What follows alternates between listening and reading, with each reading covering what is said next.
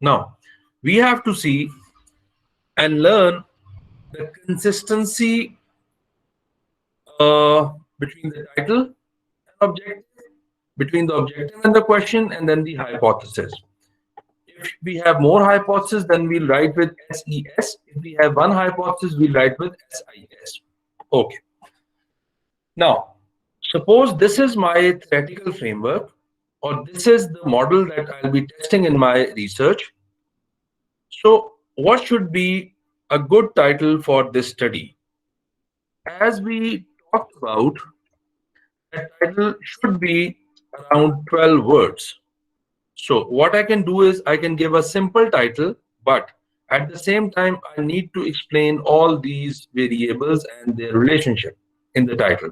So I can give a title like the impact of training on performance with the mediating role of learning and moderating role of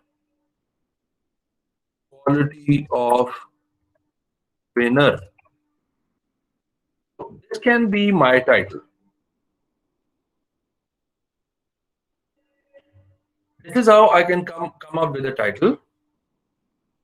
And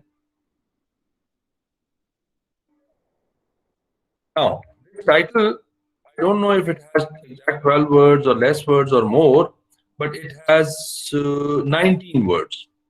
But still, sometimes you need to increase the number of words in order to just clarify what you're doing in your research. Now, what do we have to look in title? First of all, title should be, all words should be in uppercase except these words like off, on, all other words and with name of the variables should be in the uppercase letter. Role of learning and moderating role of quality of trainer. This is how you're going to give a title to your project. Now, it is explaining everything, and by just reading the title, you can have a little bit idea that what is your research all about. Now, the second thing is the research objectives. Now, as we said, that research objectives should match with the title and with this model. So, how can we form research objectives in a simple way? Now, to do that, make sure you write the good language. What is good language? Good language is that shows that it is different from the title. For example, I will be using the word to. To analyze the impact of training on learning. Can be my first objective. Second objective can be to analyze the impact of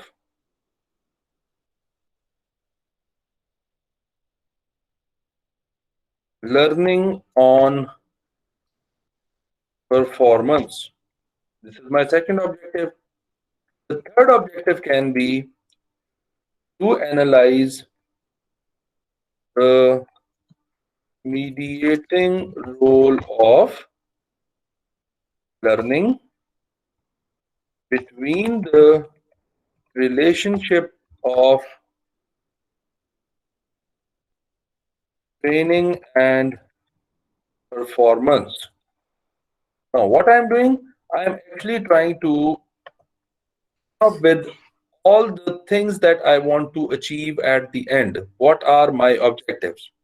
And the last is to analyze the moderating role of quality of inner between the relationship of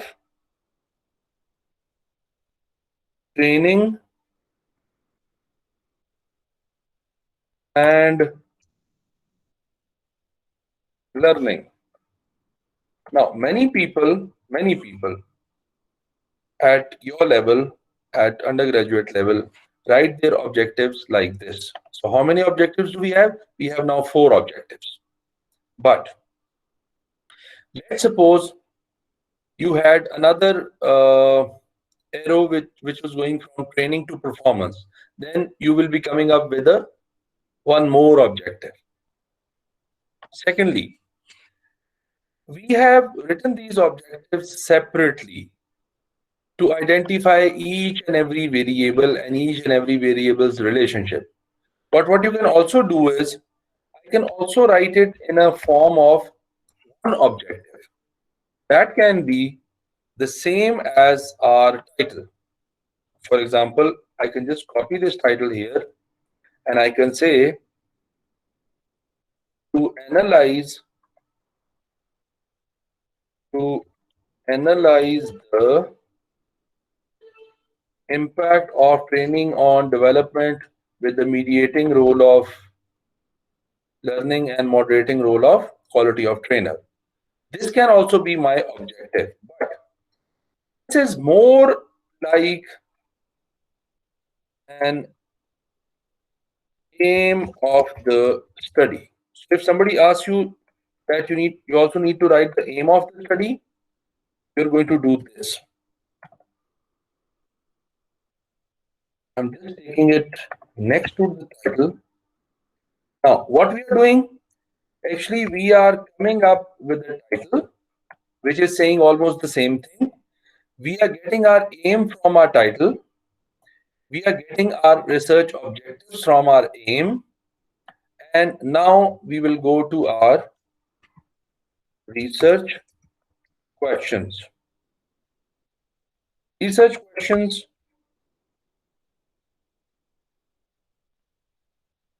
should also be consistent with the title, aim, and objective.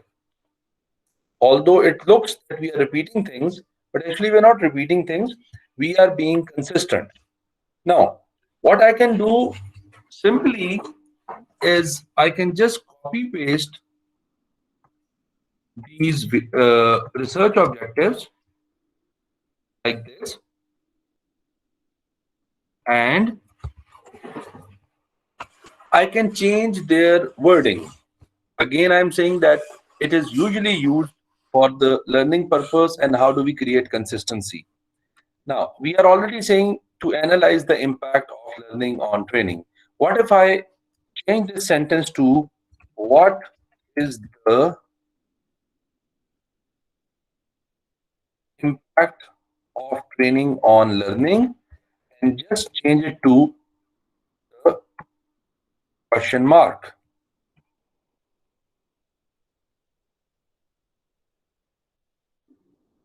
What is the mediating role? Question mark. What is the mediating role of learning between the relationship of training and performance? And what is the moderating role of quality of trainer between these relationships? Now, what is happening? Our title is saying the same thing. Our aim is saying the same thing. Our research objectives are saying the same thing. Our research questions are also saying the same thing. And please make sure that in the title we worry about this uppercase and lowercase, but in all other things you're not going to go with uppercase. Let them be in their normal form. Now just change this 1, 2, 3 into these bullets. So these are our research questions. Now they're also saying the same thing. Now the other technical part and the other more relevant but a different part. Hypothesis. As I already told you, that when you write plural hypothesis, it is with SES. But when you write it one hypothesis which is singular, you write it with SIS. Okay. As we are going to write more hypotheses, so we will be writing with SES.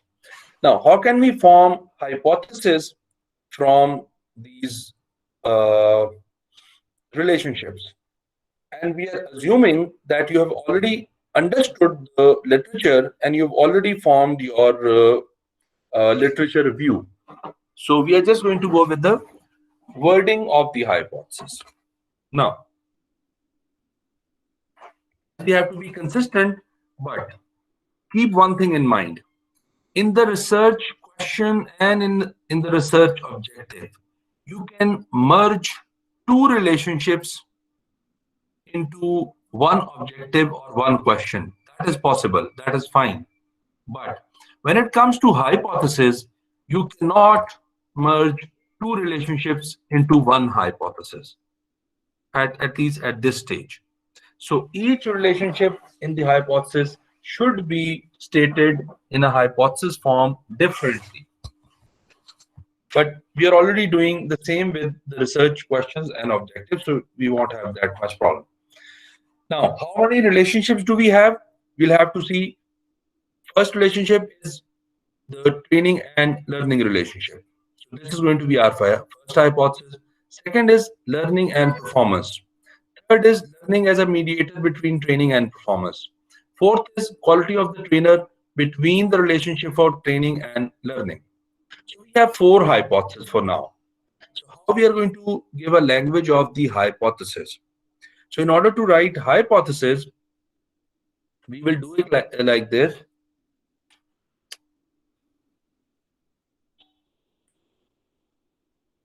There is a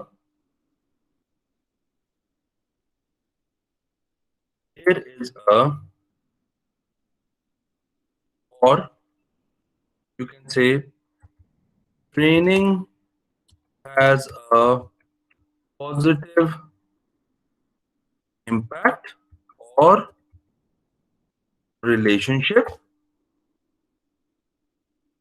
If you're writing impact, then we'll be writing positive impact on learning. But if you're writing the relationship, then you're going to say training has a positive relationship with learning. So this is our first hypothesis. The second hypothesis will be learning has a positive impact on performance. This is our second hypothesis. The third hypothesis, let me take it to the other page. The third hypothesis is going to be that learning mediates the relationship between training and performance. This is our hypothesis which we are interested in. Then the last hypothesis can be quality of the trainer. Quality of the trainer moderates the relationship between training and learning. These are going to be our four hypotheses from this model. Now, one other important thing. When we write these hypotheses, how do we actually format them and how do we actually give them the 1, 2, 3 names? So what you can do is you can put an H, capital H, 1, and then colon and space. You need to give this H1, H2, H3 with each of your hypotheses. H2 colon H3 colon and H4 colon. And please also do this, that take this 1, 2, 3 numbers. This is also a requirement of the APA style. Take these 4 numbers, select them, and just go to this